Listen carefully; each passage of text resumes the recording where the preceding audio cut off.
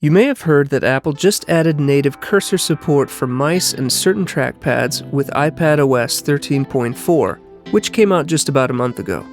But you may not have tried it out yourself. If you have a Bluetooth mouse like this one from Logitech, you might be pleasantly surprised by what you can do with it. On an iPad, no less.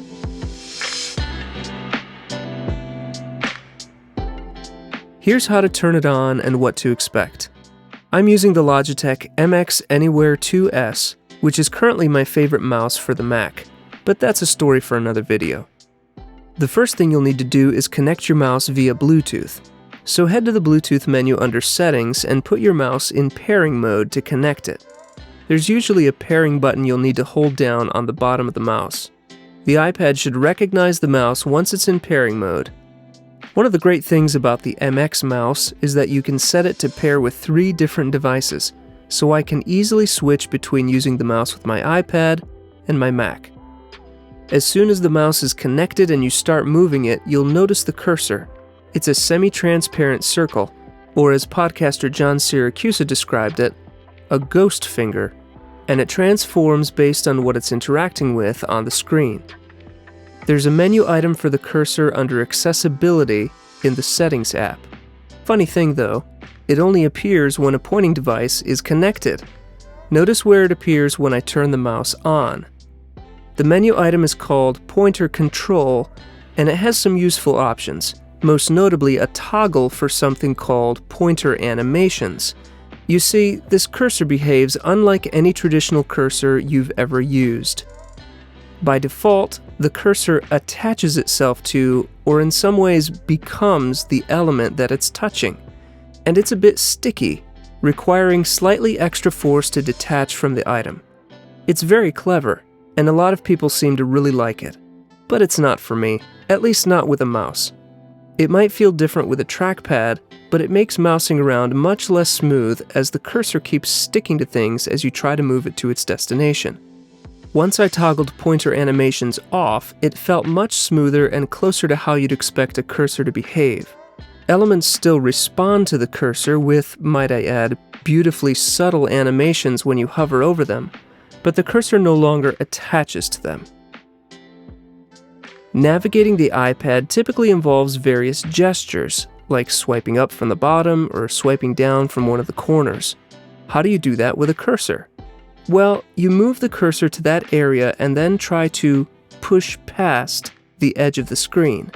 It's a unique cursor interaction, and it definitely feels a little odd at first. In the upper corners at least, you can click on the info bars to bring down Notification Center or Control Panel, but you can also bring them down by moving the cursor to the top edge and pushing past. Bringing in a slide over app from the right edge works the same way. Position the cursor at the right edge and push past. Repeat the same action to stow it away. The bottom edge of the screen reacts in 2 different ways. If you're in an app, you can bring up the dock by kind of hitting the cursor on the bottom of the screen. It doesn't take as much effort. Move the cursor away from the edge, and the dock goes away. But if you go to the bottom edge and push past like the other edges, you'll go to the home screen. Push past again from the home screen, and you'll enter multitasking view. What about bringing in your widgets from the left? You'd think it would work the same way, but it doesn't. Moving the cursor to the left edge of the screen doesn't do anything. Instead, from the home screen, click anywhere and drag the widgets in from the left, just like you would do with your finger. Of course, one of the great things about cursor support on the iPad is more granular control when editing text. You'll notice that the cursor morphs into a modern-looking I-beam when it gets close to some text. When you right-click, it brings up the iPad's familiar text options. Once you start typing, the cursor disappears. Oh, and another interesting thing. If you connect a mouse, the iPad assumes you also have a connected keyboard. There is no way to bring up the software keyboard once a pointing device is connected.